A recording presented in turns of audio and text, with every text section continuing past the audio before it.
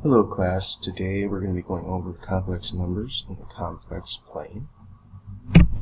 So I was assigned high school number and quantity, and from this I chose the complex number system. So in this screencast we're going to focus mainly on this first standard right here. We'll go over this second standard in more depth during our in-class time.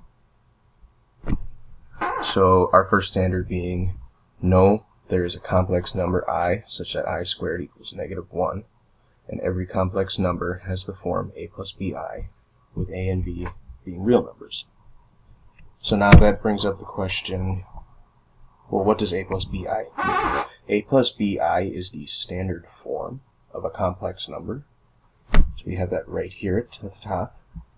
So a and b in this case are going to be our real numbers, and I is going to be our imaginary number. So let's define those real quick before we go any further. A real number can be an integer, a rational number, or an irrational number. Integers are numbers such as 1, 2, 3, 4, 5, on and on to infinity. And these can also be negative, like -1, -2, and on to infinity. Or negative infinity, excuse me. So rational numbers then are any numbers that can be expressed as the quotient or fraction of two integers.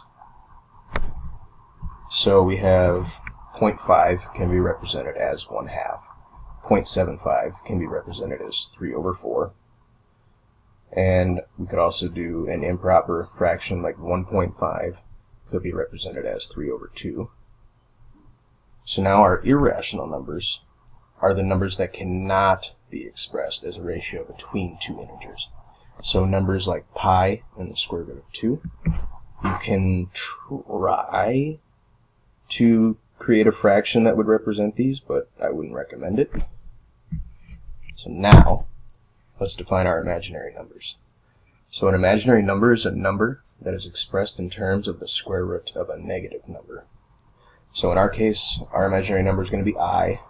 Sometimes you'll see that represented as j.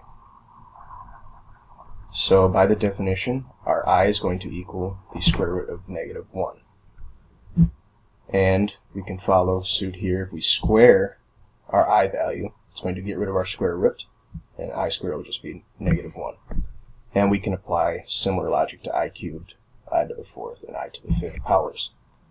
At this time, I would recommend either writing these values of I down or taking a picture. Just have them handy. They'll come in a lot of use when we do our in-class activity together. So now a lot of you are probably wondering, when will we actually use imaginary numbers? There are a lot of applications to imaginary numbers. There's a lot of applications in quantum mechanics and electrical engineering. But for our purposes, we are just going to focus on the following. So let's consider the example x squared plus 1 equals 0. Well, this implies that x squared is equal to -1, and that would mean x is equal to the square root of -1. And normally, this would be an issue, because I'm sure some of you are thinking, well, we can't have the square root of a negative number. That doesn't exist. But luckily for us, we have our imaginary value, so we can substitute x equals I. Now this is very useful. We now have answers for equations in which normal numbers would not work. So I'd like to point this out very quickly. This is a nice little visual on the right here too. Real numbers are complex numbers. And vice versa, imaginary numbers are complex numbers as well. So we can represent this by a plus 0i for any real number a, because an imaginary number times 0 is still 0. That property still holds. And for our imaginary numbers, our complex numbers, we can fix a as a 0 value. So 0 plus bi for any real number b is going to be a complex number as well. So now we're going to go over graphing complex numbers in the complex plane. To start off with, let's just quickly review how we would graph in our standard XY plane. So here we have our x-axis, and up and down here we have our y-axis. And now we're going to graph the point 2, 2. So the way we're going to do that, 2 values over on our x-axis, and now also 2 values in the positive direction on our y value, and we get the following point here. Pretty simple. I'm sure we've all had some experience with this, but that was a good refresher for graphing complex numbers. It's a similar idea, but it's a good idea that we go through it quick here. So instead of a x-axis and a y-axis like before, this is going to be our real number axis, and this is going to be our imaginary number axis. So we have 2 numbers here in our standard form. The red equation corresponds to the red dot, and the black equation corresponds to the black dot. So let's try this out now. So we have 5 plus 3i. So we want to go 5 in the positive direction of our real number line, and then we're going to want to go 3 units up in our imaginary axis to get our black dot there. And similarly, now this is a negative 4, so we're going to want to go back 4 spaces on our real number line, and then a negative 5, so we're going to go down 5 spaces on our imaginary number line.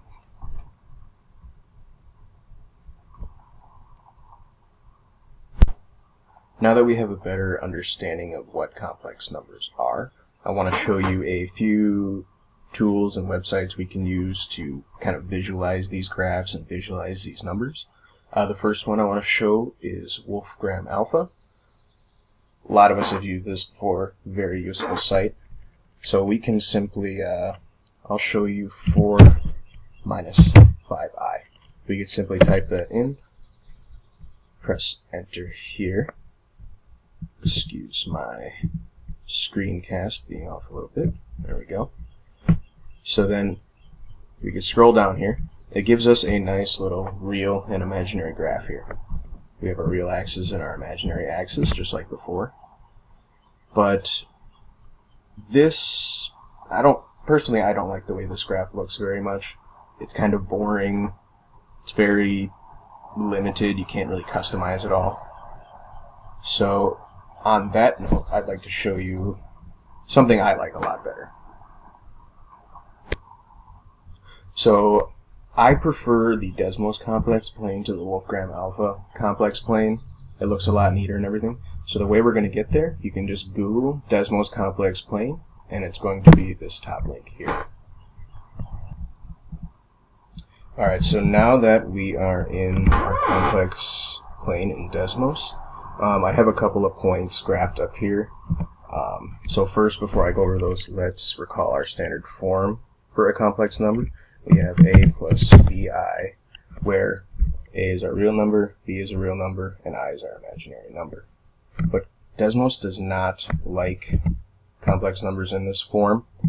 It prefers complex numbers in the form a, and then we're going to separate our real and imaginary number with a comma, just like so. Now this wants me to create sliders. We're not going to do that right now, but feel free to play around with that if you need to. So our first point that I've graphed for us is 4 plus 3i, and that's going to be this black dot right over here. And our second point, negative 2 minus 4i, and of course I put them both in a language Desmos prefers. So now I want to talk about this slider I. When you create a point like this, it's going to want you to create a slider for I, otherwise it won't work. So I would just recommend keeping I at 1, or making I a value from the slides before, our I squared, I cubed. Those values will come in handy if you want to play around with those. So this is just a lot nicer than Wolfgram Alpha. It's very visual. You can we can come up here to this edit here, and we can make a bunch of cool stuff. So I'm going to turn this into a red X, just because I like red. And similarly, we can come down to this dot, we can change the color, make it look nice and pretty. I'll have it be an open circle, why not? And we click our done here, and it's applied all the changes very nicely. So that's all I have for you today.